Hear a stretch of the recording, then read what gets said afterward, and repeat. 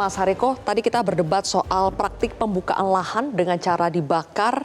Itu sebetulnya memiliki dasar dalam pasal 69 Undang-Undang Nomor 32 Tahun 2009 yang kemudian diturunkan dalam bentuk perda. Jadi solusinya gimana? Apakah perdanya dicabut atau undang-undangnya yang direvisi? Ya, sebenarnya tidak ada yang bertentangan ya. Kita semua pemerintah sangat menghormati nilai-nilai budaya masyarakat. Kita paham ada 1.340 suku bangsa, macam-macam itu kita paham. Namun prioritasnya saat ini keselamatan nyawa, Mbak Zulfia. Tadi kan waktu awal Mbak Zulfia menampilkan di tengah hutan tadi kan kelihatan disampaikan di situ hampir berapa juta orang yang kena ISPA.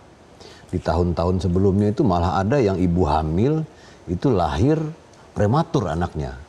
Jadi kita lihat juga dari perspektif orang yang terdampak dari kebakaran hutan dan lahan ini.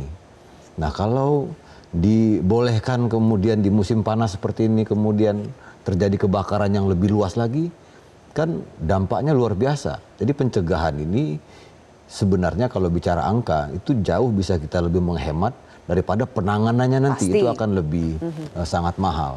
Dan kami sangat menekankan, memang sekali lagi kebakaran hutan dan lahan di tahun 2026 ini angkanya per Juli itu 202.000 hektar.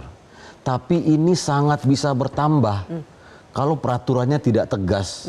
Misalnya di sini dibolehkan membakar, kemudian di sini membolehkan membakar. Sekarang dilarang semuanya untuk membakar dulu. Terus solusinya apa? Solusinya adalah pembukaan lahan tanpa bakar. Nanti Kementerian Kehutanan itu ada program perhutani sosial, ada bantuan teknologi. Pak Sudaryono lebih paham lah bagaimana dengan cara-cara mengedukasi masyarakat dan itu bisa dilakukan. Ini tuntutan zaman lah kalau bahasa gampangnya. Jadi artinya dengan mempertimbangkan kondisi Jadi sekarang. Jadi perubahan iklim ini menuntut kita mengubah cara kita berladang. Termasuk perda itu? Ya itu bisa. Artinya apa? Dengan kita harus menyesuaikan, artinya perdanya dicabut atau bagaimana?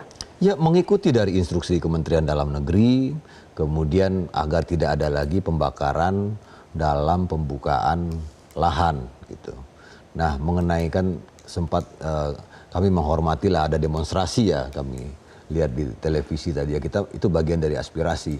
Tapi solusinya sudah ada, yaitu pembukaan lahan tanpa bakar, perhutani sosial, akan ada bantuan sosial, kemudian pelatihan pembuatan pupuk dan lain sebagainya. Dan itu bisa kita lakukan.